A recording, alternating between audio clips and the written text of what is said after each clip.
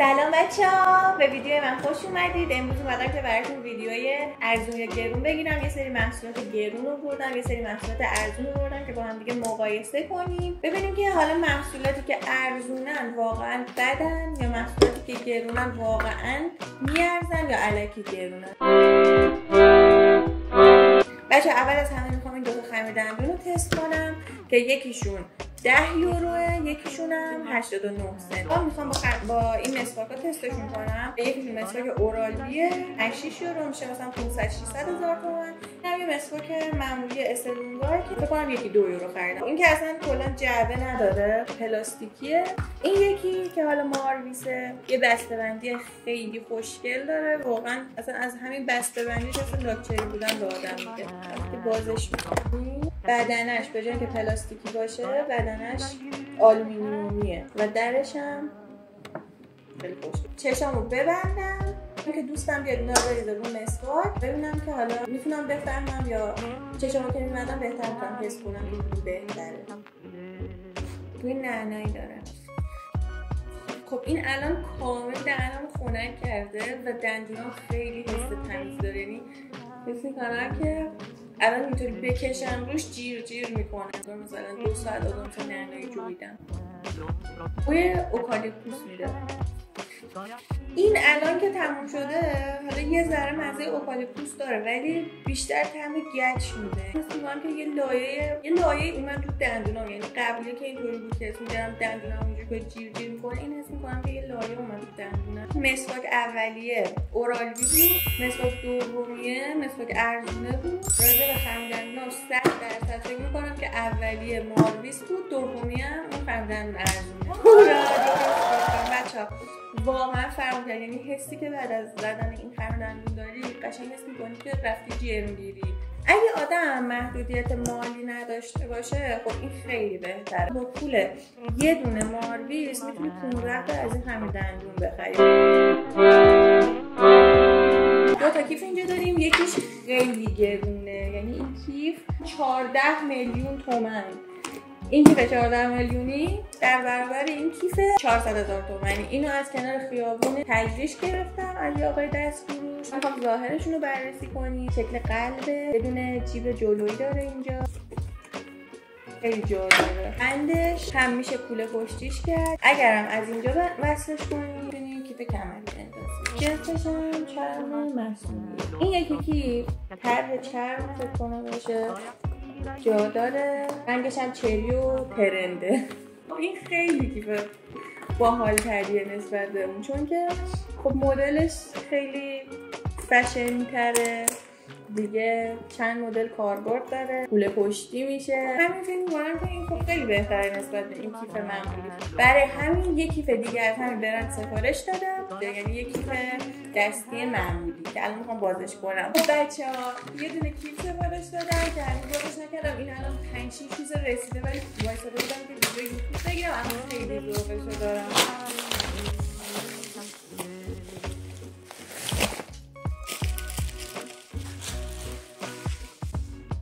بگید خوشگله یا نه؟ اوه بچه‌ها خیلی خوشگله. این هم از همون برند این کیفه، یعنی برند دکتر مارتینزه، ولی خب اندازش تقریبا اندازه این میشه رو هست. اینو خریدم 90 یورو یا همون 9 میلیون تومان. این 9 میلیون، این 400,000 تومان. واقعا میارزه آدم انقدر جای کیف بده؟ الان انقدر ذوقشو دارم دیگه کلا مقایسه و اینا یادم رفته. و مثلا خیلی نرمه، هم که چرم مصنوعیه، بازم این بهتره. مثلا این کیف خوبیه. 2 تا سبک مختلفه. نظر شما کدوم خوشگل تره؟ اصلا مشخص هست که چقدر گرونه، چقدر پول اینو من دادم. اصلا مشخصه که چقدر اینو گرون خریدم. کیف گرون رو انتخاب میکنم و اینکه من کلا عاشق کیف و کفش و اینجور چیزا. کیفای ارزونم به نظر من خوبن، چون که کیف کلا یه چیز مصرفیه دیگه. خب اینم از ایران خریدم دیگه. من تو ایران که اصلا برام برند مهم نبود. لباسای خیلی ارزون میگرفتم، کیفای خیلی ارزون میگرفتم، ولی اینجا تو ایتالیا انقدر همه برند میپوشن، مثلا کیفای خیلی گرون. اگه من حالا اومدم کلا من اونقدر اهل برند نبودم، ولی وقتی که مثلا یکی دو تا برند میگیره انگار یهو میافتی توی چاله برند خریدن. خب بچه‌ها ترجیح میدید یه دونه کیف برند گرون داشته باشید یا 25 تا کیف این قیمتی؟ من خودم ترجیحم یه دونه کیف گرونه تا مثلا 35 تا کیف مدل‌های مختلف. شما برام تو کامنت ها بنویسید. چیز بعدی که میخوام ببینم چطوریه ساعته که از این ساعت ها رولکس فیکه. ساعت بعدی که خریدم یه ساعت فوق گرونه. این ساعت رو من خریدم 329 یورو، تقریبا میشه گفت 40 میلیون پول این ساعت رو دادم. ساعته این چیزیه که من تقریبا 1 سال اینو میخوام بخرم که دیگه واسه یه تولد خودم اینو واسه خودم خریدم، ولی واقعا نمیدونم که کار درستی کردم که 40 میلیون پول ساعت دادم یا نه.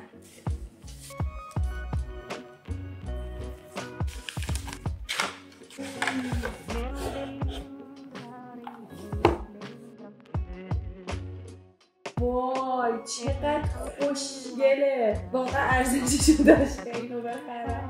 چقدر سبوکه. الان 2 تا ساعت داریم که یکیش ساعت 40 میلیونیه، یکیش هم ساعت 400,000 تومانی. 5-6 سال پیش کادو گرفتم. یکی 40 گرمه، تو سایت زده 40 گرم. این یکی هم به سنگینه، فکر کنم مثلا یه 200-300 گرم باشه. این خب طراحی منحصر به فرد خود طراحی سیتیزن رو داره. این یه ساعت کپیه، یه ساعت کپی از رولکس که حالا مثلا چند میلیارد پولشه، اینو اومدن کپیش کردن و مثلا با 500,000 تومانی رو میفروشن.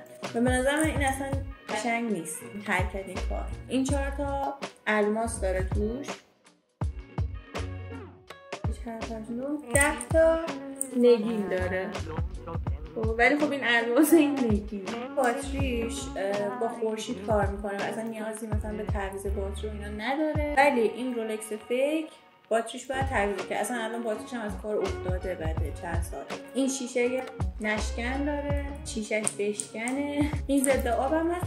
من مامانم مثلا 40-50 سال پیش یه دونه سیتیزن خریده بود دقیقا مثلا همین، یعنی مثلا رنگش هم آبی بود. من به خاطر همون اینو انتخاب کردم که بخرم چون خیلی مثلا قشنگ بود قضیه.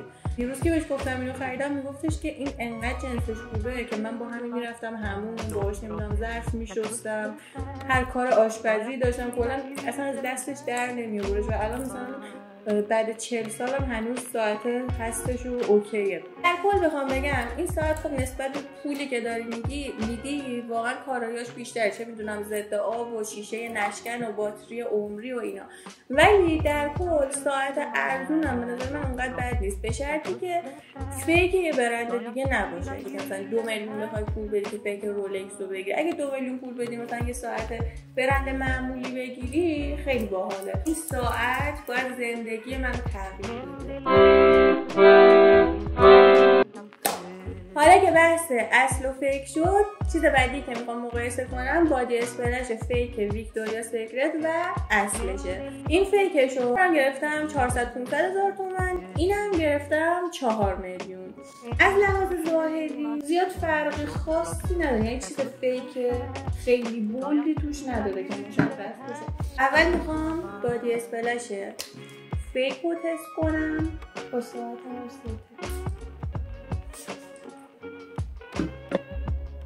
بوی میوه‌ای داره، بوش خیلی خوبه. حالا نه چون تو هوا زدم بوش پخش شده ولی بوش خیلی پخشه الان. یه بوی کرمی میوه‌ای داره، یعنی خیلی هم بوش تابستونی و خنک و خوبه. حالا ماندگاریشو نمیدونم چون که خیلی وقت از این دوتا استفاده نکردم، یعنی فکر کنم اینا 2 سال پیش گرفتم. این یکی رو روی این یکی دستم تست میکنم. تبعیض نباشه تو هوام دادم. این یکی اولش توی الکل میده، یعنی الان مثلا الکل رفت تو هوا. من خراب شده، بوش یکم بده. بوش خیلی ملایم تره، یعنی با اینکه 600 تا پیسم زدم بوش اندازه بوی این غلیظ و اینطوری پخش بویی نیست، ملایم و ظریفه که الان حس می‌کنم الکل رفته تو قلبم. این نسبت به قیمتش واقعا خوبه، یعنی با اینکه خیلی ارزونه و 4 میلیون قیمتش نیست خیلی پخش بوی خوبی داره، بوی شدیدی داره، یعنی گوشو کامل پخش میکنه. هم از ایناست که مثلا میزنی همه میفهمن چه بویی میدی دیگه. این یکی بوهای لایه لایه‌ای داره، نوت‌های مختلف داره. این واقعا به نظر خودم نسبت به قیمتش اونطوری نمیارزه. ورژن ارزونش هم به اندازه همین به نظر من خوبه. من دیگه شما رو مرسی که ویدیوی منو تا آخر دیدید. خیلی دوستتون دارم. لایک و سابسکرایب یادتون نره. بعدا میبینمتون.